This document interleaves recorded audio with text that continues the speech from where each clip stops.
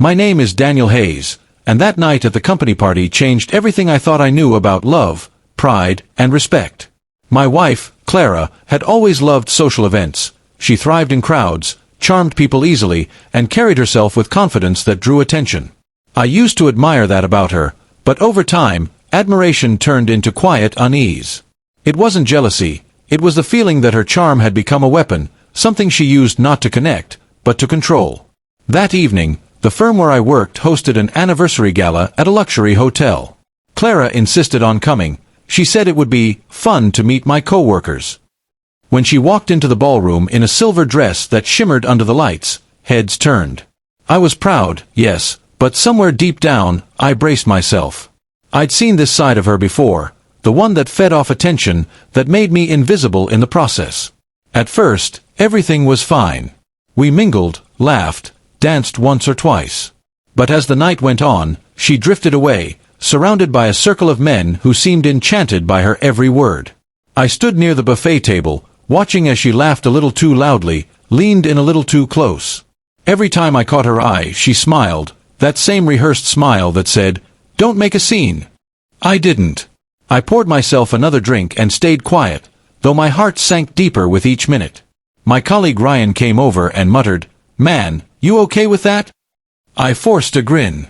She's just being friendly. But even I didn't believe it.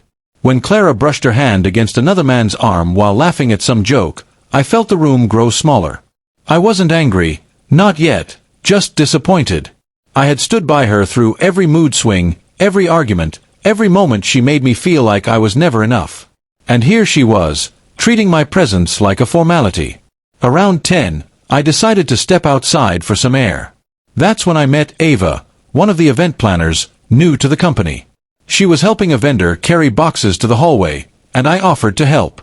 She laughed when I nearly tripped over a cable, and that laugh felt genuine, warm, unforced, the kind that didn't need an audience.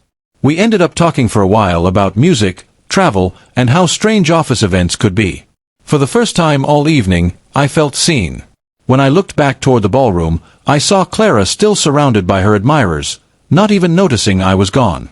Something inside me shifted. I told Ava I was thinking of leaving, and she smiled, saying, "You probably should. You look like someone who's been holding his breath all night."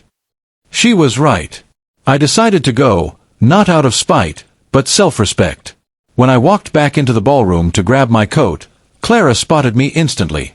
Her expression changed the moment she saw Ava beside me, laughing at something I said. The smile that had owned the room all night vanished in an instant. She excused herself from her group and walked straight toward me, eyes sharp. "Where are you going?" she asked, trying to keep her voice calm. I met her gaze. "Home. You seemed busy, so I didn't want to interrupt." She glanced at Ava, then back at me. "Who's she?" There it was, the tone I knew too well, the one that claimed ownership without offering respect. "Someone who actually noticed I was here," I replied evenly. For the first time in years, she didn't have a comeback. The silence between us drew attention. People nearby pretended not to listen, but they were. I handed her my glass and said quietly, "You wanted a stage, Clara. You've had it all night. I'm just stepping off it."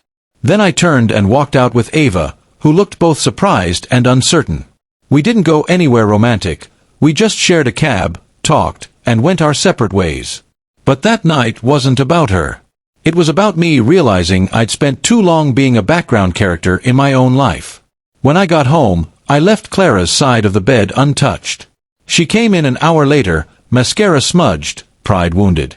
"You embarrassed me," she said. I looked at her calmly. "No, Clara. You embarrassed yourself. I just stopped covering for you."